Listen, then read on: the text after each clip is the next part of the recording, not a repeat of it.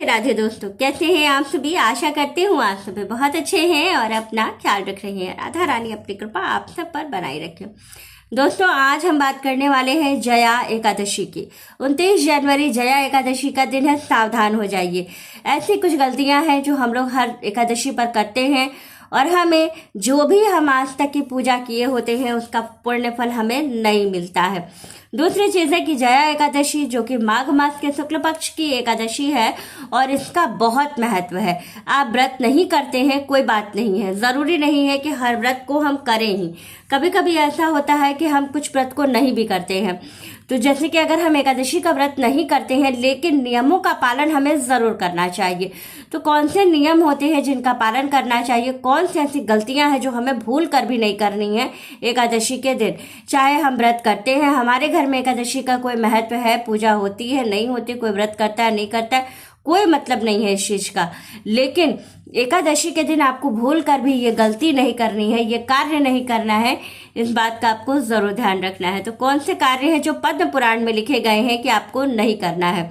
पद्म पुराण में हमें ये एक चीज साफ शब्दों में लिखा हुआ है कि जो लोग भी एकादशी के दिन जो नियम वर्णित है इनका पालन नहीं करते हैं और इसके विपरीत अगर आचरण करते हैं, इसके विपरीत चीजों को करते हैं, जो नहीं लिखा गया है, जो चीज मना की गई है वो हम करते हैं, तो उसका फल हमको ऐसे मिलता है कि माँ लक्ष्मी रुष्ट हो जाती हैं और हमें माँ लक्ष्मी की कमी का सामना करना पड़ता है। जैसे कि हम जीवन में आर्थिक तंगी का सामना करते हैं, कंगाली का सामना जिसको कहा जाता है, तो वो सारी चीजें आपके जीवन में आने लगती हैं।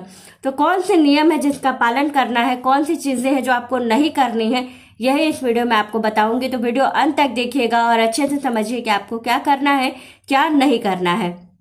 तो चलिए वीडियो शुरू कर लेते हैं। अगर मेरे चैनल पर अभी नए आए हैं तो चैनल को सब्सक्राइब कर लीजिएगा, इस तरह की वीडियो आपको मिलती रहती है। दूसरी चीज़ है कि अगर वीडियो अच्छी लगे तो लाइक कीजिएगा और एक प्यारा सा कमेंट ज़रूर कीजिएगा।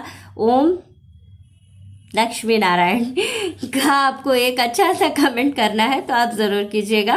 अब हम बात करते हैं हमें क्या करना है क्या नहीं करना है। चलिए, तो सबसे पहली चीज है कि आपको क्या करना है। तो सुबह सवेरे एकादशी के दिन व्रत नहीं भी करते हैं तो भी कोशिश करें कि सुबह सवेरे उठ करके स्नान कर लें और स्नान के जल में कुछ न कुछ डालकर ही जल में स्नान करना चाहिए। चाहे तो आप अगर गंगा जल डाल के चाहे तो स्नान कर सकते हैं, कुछ ना हो आपके घर में तो नींबू दही दूध जो भी हो वही डाल करके थोड़ा सा जल में स्नान करना चाहिए। कहा जाता है कि एकादशी के दिन केवल सादे जल से जो लोग स्नान करते हैं उनका पुण्य क्षीण होता है।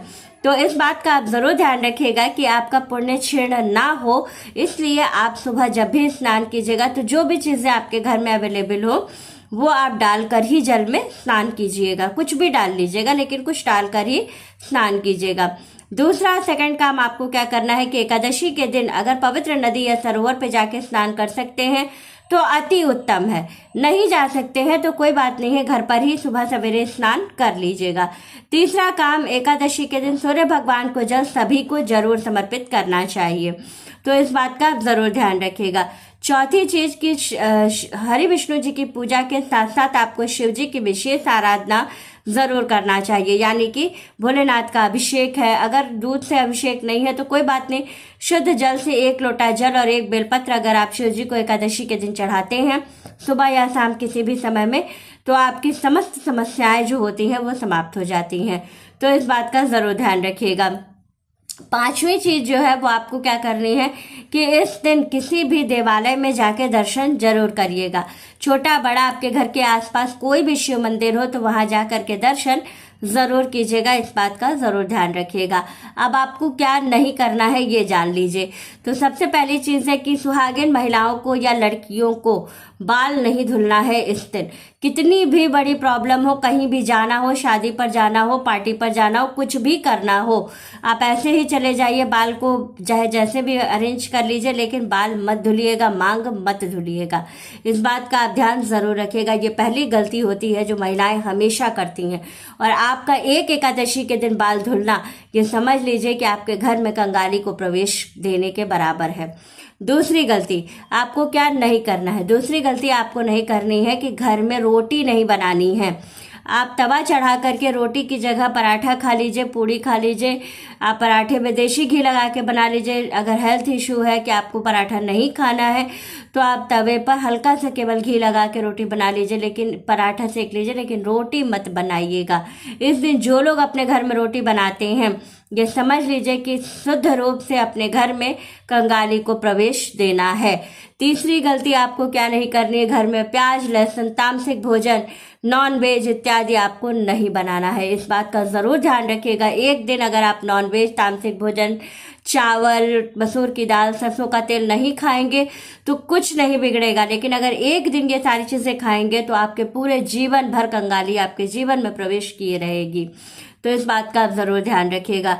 चौथी गलती आपको क्या नहीं करनी है, अपने घर का मुख्य द्वार इस दिन बहुत अच्छे से साफ सुथरा करके रखना है। यहाँ पर आप दीपक ना जलाइए, कोई बात नहीं है, लेकिन अपने घर के मुख्य द्वार पर कोई कबाड़ कोई गंदगी वहाँ मत छोड़िएगा। यहाँ तक कि जो चप्पलें आप लोग बहुत से लोगों के यहाँ देखा है कि घर के मुख्य द्वार पर चप्पल उतारते हैं, इस दिन ये गलती एकादशी के दिन आप भूल कर भी मत कीजिएगा। जो लोग ऐसा करते हैं उनके घर में कंगाली प्रवेश करती ही करती है।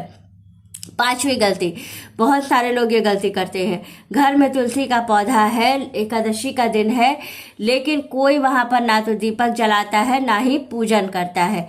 तो इस बात का आप ज़रूर ध्यान रखिएगा कि आपको एकादशी के दिन एक दीपक तुलसी जी के पास जरूर जलाना है, चाहे कुछ भी हो जाए।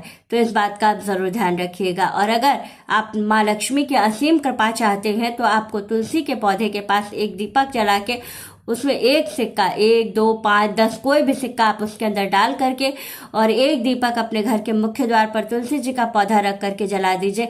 जिंदगी में कभी आपके घर में कोई निगेटिविटी कोई कंगाली प्रवेश नहीं करेगी और इसका लाभ आपको पूरे जीवन मिलता रहेगा। तो इस बात का आप ज़रूर ध्यान रखिएगा। ये बहुत ही छोटे छोटे लेकिन पद्म पुराण में साफ साफ शब्दों में ये लिखा हुआ है कि जो लोग एकादशी के दिन ये कार्य करते हैं और ये नहीं करते हैं उनको जीवन भर माँ लक्ष्मी की असीम कृपा मिलती ही मिलती है। तो इस बात का आप ज़रूर ध्यान रखिएगा और ये वाले उपाय ज़रूर कीजिएगा।